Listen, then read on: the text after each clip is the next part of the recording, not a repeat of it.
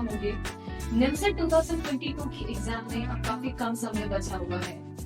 Exam काफी पास है, तो आई होप आपकी प्रिपरेशन काफी अच्छी चल रही होगी। बच्चों, एक चीज ये आपने भी गौर की होगी कि जब इतने सारे बच्चे प्रिपरेशन करते हैं, जब हजारों बच्चे निमसेट एग्जाम की प्रिपरेशन करते हैं, पर फिर भी सिलेक्शन 800 बच्चों का ही होता है। तो ऐसा क्यों होता है? जब सिलेबस सभी बच्चों के लिए सेम होता है, पर फिर भी इतना डिफरेंस क्यों क्रिएट हो जाता है, इतना गैप क्यों क्रिएट हो जाता है? वो इसीलिए होता है क्योंकि ये सब डिपेंड करता है प्रिपरेशन स्ट्रैटेजी पे। हर एक बच्चे की प्रिपरेशन स्ट्रैटेजी अलग अलग होती है। तो आज हम बात करने वाले हैं प्रिपरेशन स्ट्रैटेजी पे कि बचे हुए कम टाइम में आप कैसे प्रिपरेशन कर सकते हो। तो अगर हम 15 फरवरी से भी एक प्रॉपर स्टडी शेड्यूल बनाते हैं, तो आपको कुछ बातों का ध्यान रखना है। जैसे कि कुछ बच्चों के दिमाग में ये चीज आती है कि मॉक टेस्ट हमें किस तरह से देनी चाहिए। कभी बच्चे बताते हैं कि किसी पेपर में उन्हें काफी अच्छे मार्क्स आते हैं, पर किसी पेपर में उन्हें बहुत कम मार्क्स आते हैं। कभी वो पेपर देके ये सोचते हैं या एग्जाम देके ये सोचते हैं कि यार हम 100 से 150 मार्क्स हम ज्यादा ला सकते थे, पर वो क्यों नहीं ला पाए? वो इसीलिए नहीं ला पाए क्योंकि आपने पेपर का इन-डेप्थ एनालिसिस नहीं किया। हर एक पेपर को देने के बाद उसका इन-डेप्थ एनालिसिस करना बहुत जरूरी है। अब आप पूछोगे कि क्यों जरूरी है? वो इसीलिए जरूरी है क्योंकि एनालिसिस करने से आपकी गलतियां रेक्टिफाई होंगी और आपको पता चलेगा कि आप उन गलतियों को रिजॉल्व कैसे कर सकते हो। दूसरी चीज जो बच्चों के दिमाग में ये आती है वो ये है कि सिलेबस में से इंपॉर्टेंट टॉपिक्स ऐसे कौन से हैं जिनका रिवीजन हमें करना चाहिए। तो आज मैं आपको एक रिवीजन स्ट्रैटेजी बताने वाली हूँ जिसमें मैक्सिमम बच्चे गलती करते हैं।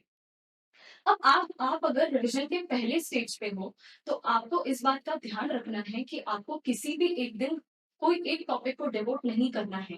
ये गलती आपको भूल के भी नहीं करनी है।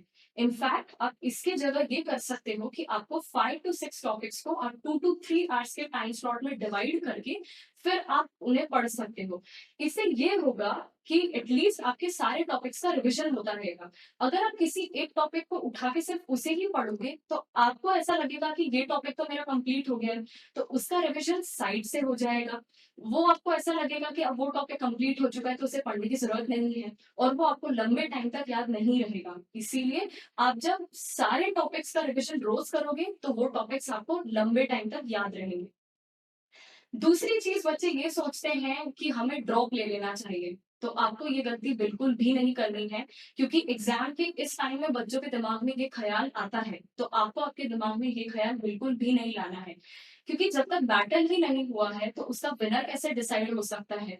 तो आप एग्जाम के पहले जब ये चीजें आप सोचने लगोगे कि हाँ मुझे ड्रॉप ले लेना चाहिए, तो ये आपको आपकी प्रिपरेशन को भी अफेक्ट करेगा। इसीलिए आपको आपके दिमाग में ये चीज बिल्कुल भी नहीं लानी है कि हाँ मुझे ड्रॉप ले लेना चाहिए। अब कुछ बच्चे ऐसे भी हैं जो एनआईटी के कंडक्टर को देखते हुए उसके पास्ट ईयर्स में कब उन्होंने पेपर करवाया था, कैसे पेपर करवाया था, ये सब देखने लगते हैं। बट उससे क्या फर्क पड़ता है? आपकी रैंक डिपेंड करती है आपकी प्रिपरेशन पे और आपने कितनी बेहतर तरीके से आपके सिलेबस को वाइंड अप किया है और कितने अच्छे से आपने आपका सिलेबस कंप्लीट किया है, इस पे आपकी रैंक डिपेंड करती है। एनआईटी का कोई भी कंडक्टर हो, वैसे एनआईटी जमशेदपुर ने अभी तक एग्जाम पहले कंडक्ट नहीं करवाई है, पहले सालों में अभी तक एनआईटी जमशेदपुर ने एग्जाम कंडक्ट नहीं करवाई है। पर फिर भी एनआईटी कोई भी एनआईटी कंडक्टर हो, उससे फर्क नहीं पड़ता है। फर्क इस चीज से पड़ता है कि आप आपकी प्रिपरेशन कैसे कर रहे हो। अब अगर आप आपके रिवीजन या अगर आप आपकी प्रिपरेशन की लास्ट स्टेज पे हो, तो अब आप निमसेट के मॉक टेस्ट देना स्टार्ट कर सकते हो। उसके लिए आप एलाइट एडवेंचर्स की टेस्ट सीरीज में एनरोल कर सकते हो, रजिस्टर कर सकते हो, जिसमें आपको काफी सारे टॉपिक वाइज टेस्ट मिलेंगे, मैथमेटिक्स और रीजनिंग के, वो भी फेज वाइज आपको मिलेंगे।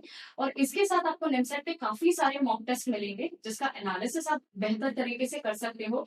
और एनालिसिस और बेहतर करने के लिए हम अब आपको प्रोवाइड कर रहे हैं वीडियो सॉल्यूशंस, जिसके थ्रू आपको आंसर्स काफी इजीली समझ में आएंगे कि हर एक क्वेश्चन का सोल्यूशन क्या है।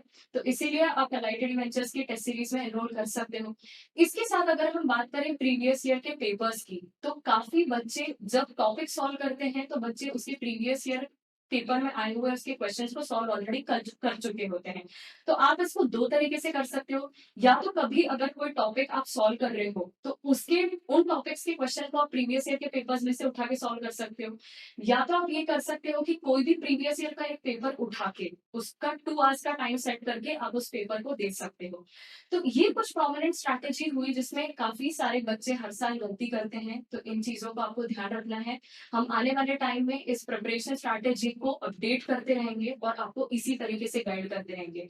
For more such educational content, do subscribe our channel and like our video and press the bell icon for further updates.